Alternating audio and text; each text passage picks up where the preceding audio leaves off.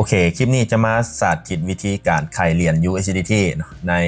แอป OKX หลังจากที่คลิปก่อนหน้านี้เราได้เห็นวิธีการโอนเหรียญจากแอป Binance เข้ามาหาแอป OKX นะฉะนั้นในคลิปนี้เราก็เลยจะมาสาธิตวิธีการขายเหรียญก็คือเหรียญที่เราโอนมาในคลิปที่แล้วนั่นแหละจำนวนเงินอยู่ที่ 109.96 เนาะวิธีการขายเหรียญแบบ P2P ใน OKX ก็ให้ทุกคนเข้ามาในแอปของ OKX เนาะหลังจากนั้นให้ทุกคนกดไปที่บนฟังก์ชัน P2P บนนี้เลยโอเคจากนั้นมันจะมีส่วนของ P2P กับ Express เนาะให้ทุกคนกดไปที่บน P2P บนนี้และในยูรูปนี้มันก็จะมี Buy กับ Sell เนาะตัวที่เป็นฟังก์ชัน Buy เนี่ยจะเป็นกรณีที่เราซื้อเนาะซื้อเหรียญของเจ้าเราก็กดบนตัวที่1แต่ในคลิปนี้เขาจะทำการขายเนาะเขาก็กดไปที่ตัวที่2ก็คือ Sell กดไปบนนี้โอเคหลังจากนั้นมันก็จะแสดงห้านค่าเนาะที่เจ้าต้องการซื้อเหรียญนำเฮาเนาะก็จะมีหลายๆห้านขึ้นมาแบบนี้ให้ทุกคนเลือกเอาห้านค่าที่เจ้าให้ราคาที่ดีที่สุดเนาะยกตัวอย่างว่า 22,800 เนาะ 22,711 อย่างนี้และสิ่งที่ทุกคนต้องได้สังเกตหรือว่าระมัดระวังก็คือเฮาเบิ่งตัวจำนวนการซื้อขายของเจ้านั่นก็คือห้านนี้มันเจ้าซื้อขายอยู่ที่ประมาณ 4,000 กว่าครั้งนะแล้วก็อัตราความสำเร็จก็คือ 98.82 ถือว่ามันก็อยู่ในระดับที่สูงอยู่เนาะตัวนี้ก็คือจุดที่สังเกตอีกจุดหนึ่งนะยกตัวอย่างค่อยเลือกห้านนี้เขาก็กดไปที่ปุ่มเซลล์ยินนี้ได้เลยโอเคและในหน้าต่างนี้ก็ให้ทุกคนป้อนจำนวนเงินใส่ซึ่งจะมีการป้อนแบบquantity เนาะแล้วก็จะมีแบบ amount quantity ก็คือการป้อนเป็นจำนวนเงินเหรียญก็คือ USDT แล้วก็ตัว amount ไม่เขาใส่เป็นจำนวนเงินกีบเนาะแล้วก็จะคำนวณให้เราเป็นเงินUSDT ประมาณนั้น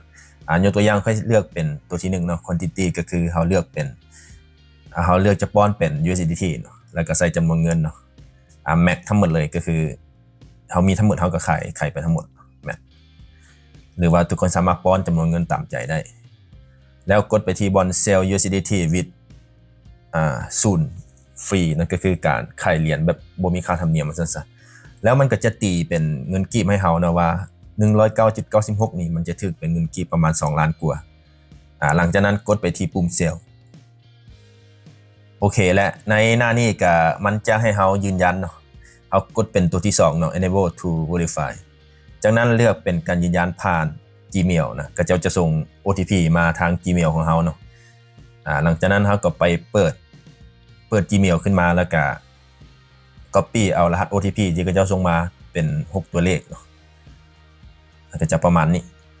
Copy OTP นี่ไปใส่เนาะไปใส่ในหน้านี้แล้วก็ใส่รหัส 2FA เนาะที่เฮาตั้งก่อนที่เฮาสมัครแอป OKX นั่นแหละโอเคและหน้านี้มันก็จะแสดงข้อมูลของผู้ซื้อเหรียญนำเฮานั่นแหละเนาะ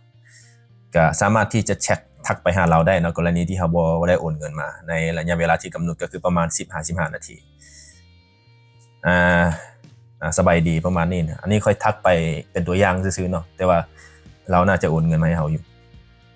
จากนั้นเฮาก็กดเอามาท่าได้นะกรณีที่เราบ่ตอบเราก็มีแต่รอท่าและสิ่งที่ทุกคนต้องได้สังเกตก็คือชื่อนามสกุลของเราอยู่ในแอป OKX เนาะกับบัญชีธนาคารต้องได้ตรงกันเนาะกรณีที่มันบ่ตรงกันแสดงว่ามันได้เอาเงินของผู้อื่นมาซื้ออย่างนี้นะมันก็ย่านจะมีปัญหาซื้ออยู่ในแอปกับอยู่ในบัญชีธนาคารต้องได้ตรงกันหลังจากที่เราโอนเงินมาแล้วเราก็สามารถที่ไปตรวจสอบได้ซื้อหรือว่าจำนวนเงินต่างๆถูกต้องหรือบ่ถ้าซื้อตรงกันเนาะจำนวนเงินถูกต้องเขาก็กดปล่อยเหรียญได้เลยเนาะอันนี้มันกรณีที่เราได้โอนเงินมาแล้วจึงค่อยปล่อยเนาะและหน้านี้มันจะให้เราแนบเอาบิลทับเงินเนาะก็คือเราโอนเงินมาแล้วเราก็ไปแคปเอาบิลทับเงินอยู่ในแอปธนาคารของเรานั่นแหละใน BCL One หรือว่าในแอปธนาคารที่ท่านใช้เนาะแนบไปแบบนี้แล้วก็กดยืนยันการปล่อยเหรียญจากนั้นมันก็จะให้เรายืนยันผ่าน Gmail ไว้ทีนึงเนาะเราก็กดไปตามนี้เลยแล้วไปกรอกเอารหัส OTP มาใส่อีกทีนึงแล้วก็รหัส 2FA เนาะอีกครั้งหนึ่งก็ถือว่าสำเร็จเนาะสำเร็จการขายเหรียญว่าซั่นซะมันก็จะขึ้นแบบนี้เขาจะได้รับเงินอยู่ที่ 2,500,7,088 กีบเนาะจำนวนเงินเหรียญที่เขาปล่อยก็คือ 109.96 USDT เราสามารถกลับไปเบิ่งในกระเป๋าเงินของเราเนาะก็จะเหลือศูนย์เพราะว่าเราได้ขายไปแล้วอันนี้ก็คือวิธีการขายเหรียญแบบ P2P อยู่ในแอป OKX เนาะก็ทั้งนี้ทั้งนั้นมันก็จะมีความเสี่ยงแน่นอนในการขายเหรียญแบบ P2P ถึงว่าในแอป OKX เนาะมันจะมีระบบความปลอดภัยมาตรฐานอยู่แล้วแต่ก็เราต้องได้ระมัดระวังแล้วก็จุดที่สังเกตก็คือเราเบิ่งชื่อนามสกุลต่างๆแล้วก็จำนวนการซื้อขายของเขาเจ้าเนาะเพื่อหลีกเลี่ยงบ่ให้มีข้อผิดพลาดว่าซั่นๆขอขอบใจทุกคนที่เข้ามารับชมและแสดงความคิดเห็นบ่เข้าใจอยู่ขั้นตอนใดก็สามารถที่จะคอมเมนต์ถามได้